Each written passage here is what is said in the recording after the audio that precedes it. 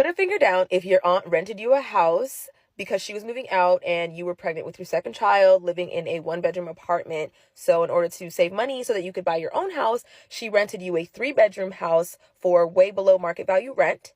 And you lived there for the next 13 years, but instead of saving money like you were supposed to, you spent that money on designer dupe bags and trendy Starbucks cups and When they say your biggest enemy sometimes can come from your family, or your biggest ops is from your family, or any like doing business with family members, or even helping some family members sometimes can be very, very messy. Hey, beautiful people, how you all doing today? It's your girl Destiny here, and welcome to my channel. How you all doing? Hope you guys are doing great. So today's video is a video of a young woman who came to call out her cousins out. So apparently she came on to share the story of how her mom helped her cousin with an apartment, and at the end of the day, the cousin just fucked the mom over. And she is doing this because she feels like the cousin has been very disrespectful, dismissive about what she did to her mom and all that. For me, I just feel like this is family drama. Family drama TikTok apparently. So let's go share this is that share our story and give more details of the situation, and then we'll come back and talk more. put a finger down if your aunt rented you a house because she was moving out and you were pregnant with your second child, living in a one-bedroom apartment. So in order to save money so that you could buy your own house, she rented you a three-bedroom house for way below market value rent. And you lived there for the next 13 years, but instead of saving money like you were supposed to, you spent that money on designer dupe bags and trendy Starbucks cups and Stanleys and trendy Lululemon and whatever else. So when she finally asked you to move out 13 years later, you left the house completely trashed with holes in the doors, holes in the walls, dirt, fingerprints, shoe prints on the ceilings, so much dirt in the window sill that you can't even open the window, grease piled up on the kitchen cabinets. You could fry a turkey with the grease on the kitchen cabinets, leaks in all of the faucets, black mold in the bathroom, leaks on the ceiling, or like stains from leaks on the ceiling. Put a finger down if you were called out for all of this in the family group chat, and instead of addressing it or even trying to pay your aunt back, you completely ignored it and you gave the keys to your cousin, which is her daughter, instead of handing them over to the person that you had this business deal with. And then you haven't talked to your aunt. It's been about 3 months. You still haven't talked to your aunt, and you randomly send your cousin, her daughter, $600 instead of paying your aunt back for the upwards of $40,000 that she had to spend repairing the damages that you did to her house in order to get the property back to livable conditions. I can't put my finger down, but somebody can. Cousin still hasn't said anything to my mom or me. She hasn't said anything to anybody, actually. So I'm going to go ahead and give you guys more details. And in case you were wondering, I do not plan on shutting up until she calls my mom. As I'm telling the story, there is some information that I'm going to leave out just because it is super personal, and you know, I don't want to really air nobody's business out. However, come next week, like, the longer this goes on, the more details I will divulge. I don't really care. I'm still being a little bit nice, but just know I don't give a. So let's start. So I am going to try to tell this as quick as I can, and I guarantee you there's going to be a part 2 because it's just a lot of information, but I'm going to take y'all all the way back. We're going to go from the beginning. Okay, so 2011, my mom is getting a house far away, at least 50 miles away with her husband. At the time, my cousin was living in my grandma's Section 8 apartment because she died, and my aunt was like, or my aunt and my mom were like, okay, live in this Section 8 apartment until y'all can, get back on your feet. Her husband had actually just lost his job because I think at his job, a lady spit on him and he punched her in the face and he got fired. Shortly after that, my mom buys a house far, far away, and she's like, okay, the house that she had, either she was going to sell it or rent it out to strangers. My aunt, my cousin's mother, my aunt, was like, well, it would be better to rent it out to family. Like, at least you'll know that it'll be in good hands. Part of the agreement when my mom was renting the house to my cousin was She was going to pay well below market value rent in exchange for keeping the house in good condition. Imagine the rent is supposed to be $2,800. My cousin was paying $2,200 in exchange for you do all of the repairs or anything that needs to go on around the house. That's on you. That was an agreement. That was in writing. That was what they agreed upon. In addition to her paying below market rent, my mom was also compensating for HOA fees. She didn't pay HOA fees, and my mom paid the water. So a portion of your rent, your HOA fees, and your water. You did not pay for water. Now I know if you guys remember from the last video, I was saying that there was leaks in all these faucets, right? Yeah, so when you're not paying for the water, there's no consequence. You don't care if the stuff is leaking, you just let it leak, right? So yeah, my mom was paying about $600 a month for the water, bi-monthly, we're in LA, for the water because of all of these leaks. And my mom never knew why. She's like, what's going on? Why is the water so high? But she's thinking it's 4 people in the house, 2 kids, water be running. So she thinks nothing of it. Now we know why the water bill was so high. Mind you, my mom never planned to be a landlord. She never planned to be a property manager. So all y'all talking about, oh, how come there was no inspections? Why she didn't go do any inspections? This was a family favor. It wasn't like that. So no, there was no inspections. Of course, whatever. Let me get on with the story. Cousins living here, whatever, everything going fine, whatever. So now 2023, sometime last year, I want to say like maybe August or September, my mom let my cousin know, hey, I'm going to be retiring soon. I don't really want to take care of this property. My mom didn't want to take care of it in any way. Like, she wasn't trying to rent it to a stranger, family. She didn't want to take care of it at all. She like, I want to get rid of this property because she's going to be retiring. She's going to be on a fixed income. She ain't got time to be supporting her niece and her husband and 2 kids paying a portion of their rent and all their bills. She's not doing it. December of 2023, it's official. My mom officially lets her know, okay, you have 6 months. I'm giving you until June 1st to find a place and be out. June 1st. That's it. My mom fully expected maybe some type of negotiation. Like, if you can't do it, or if you had future plans, or if you had something else that you wanted to do, just let her know. Like, she expected her to come back and like, oh, well, what about, hold on, you know, what about this or what about that? You know, because we're family. But my cousin said, okay. Mind you, when my mom did let her know, oh, you got to be out by June 1st, she offered to help find a broker, help find the house, find a realtor, find everything that my cousin might have needed. My mom offered to her. She didn't want any of it. She just like, okay, yeah, you want me to be gone? Okay, cool. People, you let your pride get in your way. If you would have just said at the moment that you needed more time, you were not ready, you needed help, this and that, you wouldn't be in a position that you're in. 5 months in, she had 6 months to move. 5 months in the middle of like May, my cousin starts spiraling. Now, these are the details that I'm gonna leave out for now. She starts spiraling and she's all stressed out, this and that. Her sister, my other cousin, obviously, calls me and is like, hey, you have her location. I need you to go check on her. Like, go to wherever she is. She was not at home.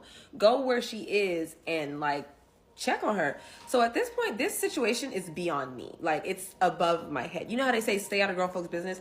That was grown folks' business that I was not trying to be in. So at this point, it's above me, but I'm involved. So I call my mom and I'm like, hey, come with me over here because I don't know this address. I don't know who this is. Like, I'm not going to go over here by myself. So my mom comes to my house. We get in the car. We go to this address together.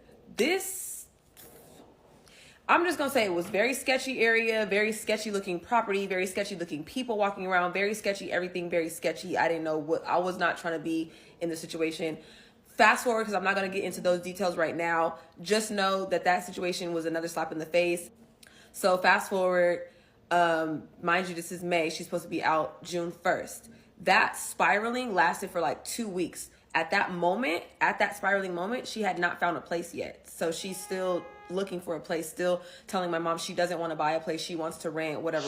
Okay, cool. With all of that being said, she needs more time. She's not going to make this June 1st deadline. So she asked my mom. Of course, my mom gladly obliged. She's like, oh yeah, you need more time? Fine, that's fine. Let me know what you want me to do. Like, you seem like you need help. Just tell me what you need. I will help you. She ends up officially moving out like July 19th, middle of July. When she moves out, she ends up texting my mom, not even calling my mom. She texts my mom and was like, hey, we moved out, or like, the movers came, moved all the stuff today. I just wanted to let you know that while we were moving, we broke a valve, or a valve broke, or whatever. There's a leak in the laundry room. She said that a valve broke in the laundry room and that they turned off all the water to the house. So there's no water in the property right now because of this leak. And unbeknownst to all of y'all, I am a nail tech. I was her nail tech. So she had an appointment coming up. I guess she took the opportunity. She brought the keys, the mailbox key, the garage opener, all of that stuff to the nail appointment and basically just gave it to me to give to my mom. So the last contact that she had with my mom at that point was letting her know that she broke a valve and that the water was off. At this point, she's moved out, but we still haven't seen the house. We plan to all meet up at the house, my mom, my stepdad, and myself, that Saturday. We were all going to the house to assess the damage and see what needed to be replaced, what needed to be repaired. Of course, my mom already knew the surface stuff, cosmetics. It needs to be painted. The carpet needs to be replaced, or the wood floor needed to be installed. Stuff like that was already top of mind. Now, I'm not gonna have time in this video to go into all the details, so I'm gonna do a part two. The part two will just be the damages of the house and all of this and that. All of this drama is not because of the damage to the house. It is because of the disrespect. And I just want that to be known. None of this has to do with damage or money. It has to do with disrespect. Okay. Of course, the damage has something to do with it, because without the damage, there would be no disrespect. But it's just how you go about it. When you disrespect somebody and there's space, you can at least take accountability for your actions. You can at least say, you know what? I acknowledge that I fucked the house up. I apologize. I know that I could have done this and I could have done that. I could have done better. I apologize. That's what this is about. This is going to be the damages. So like I told you, me, my mom, my stepdad, we come to the house on Saturday. We're there to just assess the damages. We just want to see what needs to be replaced, what needs to be repaired. My mom's already prepared for the cosmetics, the surface level. We already know it needs to be painted, needs new carpet or wood. One thing that I did not mention in the last video, but still I'm going to bring this back together. I did say part of the arrangement was they're going to pay lower rent and they're responsible for damages. So not anything big, like if the roof caved in, they got to pay for it. But if you put a hole in the wall, patch the hole up. If you scuff the wall, fix the paint or whatever it is, whatever the case may be. If anything is major, call my mom and let her know. So realistically, when you leave, there should be nothing wrong, because you should have fixed your own scuffs, and anything that was big, you should have let my mom know. We finally get to the house on Saturday, and what we're expecting to be like a 45-minute walkthrough. We were just gonna take some notes, like, oh, we need this, we need this, we need this. Turned into a 2-hour shit show. We were just in awe. Every room, every corner, just in awe. I'm just gonna read because it's a lot, so I kind of like wrote the stuff down. I'm just gonna read like some of the damages that I remember. First of all, when you come in the front doorknob is just hanging on. I don't know how all of the locks on the bottom floor, it's a 2-story house, all of the locks on the bottom floor windows broken. They're just hanging off, they're dangling. You cannot lock any of the windows. The ceiling in the kitchen, you know what? I can use a little bit of this because I'm in the living room.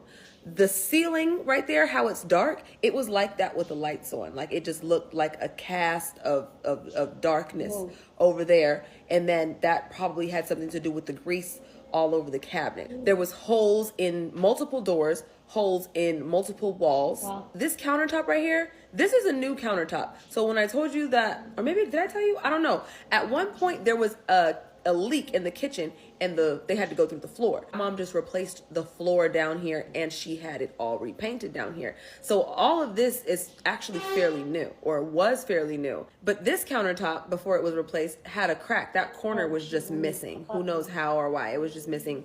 Oh, you know what? You can actually see there's a hole right there in that door. There's a hole in that door. As you went up the stairs, the banister, I don't know if it was like so dirty that when they cleaned it, the paint came off. I don't know. But when we came on that Saturday, the banister, you could see the wood through the paint. Like there was paint in some areas and there was wood in some areas. Speaking of wood, when you go up the stairs, there was carpet on the stairs. You know, carpet has the padding and then there's the wood.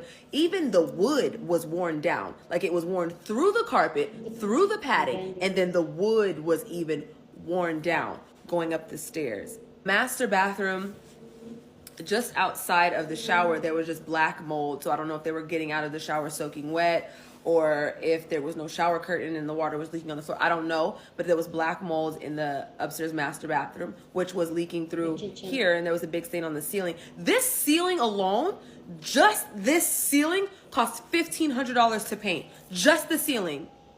Just the ceiling. $1,500. Okay. Since I brought back the kitchen, you could open the drawers. When you open them, on the side of the drawers, there was so much food and crumbs and drippings. You know those kids in those commercials, like, you could feed a kid for 32 cents. You could feed a kid with the shit that was on the side of those drawers. The pantry door was just hanging off. It probably had one hinge on it. It was just hanging. It didn't close all the way. It was just there. Pantry door. The air conditioning used to make this really loud sound when you turn it on, like shh. Like, damn, why is the air conditioning so loud? So we checked the filters. Filters look like they had not been changed in all of the 13 years, which is crazy because my mom used to send them air filters, like on a subscription. Just send them the air filters for free. All you had to do was change it.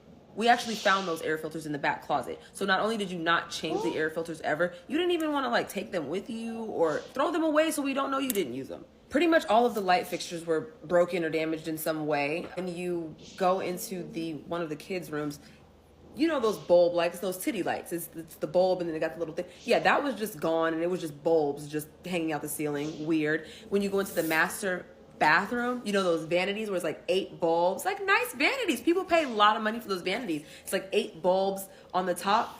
It had 8 different light bulbs. Every single light bulb was a different type of bulb. One of them even changed colors. And I don't mean like on your phone. I mean when you turn the light on, it flashed, it cycled through colors. I don't know why I'm laughing. Like what the that? In addition to the 8 different light bulbs, I don't know if at some point, I don't know what happened, but there are burn marks above the lights. The ceiling is burnt. It's just black above the lights. I guess maybe the lights were too hot, the bad wattage. I've never seen anything like that in my life, but it was just black burnt on top of the lights in the bathroom. Remember I said that there was a leak down here and the wood floors had to be replaced, blah, blah, blah, whatever, the floors. Brand new wood floors down here, right? There was this square. This is just adhesive square in the middle of the living room. Apparently she had, I don't know, tried to glue her rug down so it didn't slip. Instead of just getting one of those rubber rug stoppers, there was adhesive. It's still on the floor. It can't come up. I mean, we've tried, but it's kind of starting to scrape the floor. So there's just adhesive on the floor, on the new wood floors. Those were new wood floors. Under the kitchen sink, you know, when you go in your cabinets, there's like that platform. Everything, you open a cabinet, it has a bottom. The bottom was completely caved in. You could see the bottom of the house. Toilets were leaking, faucets were leaking. The shower wasn't even leaking. The shower never turned off. The shower literally was running, just constantly running.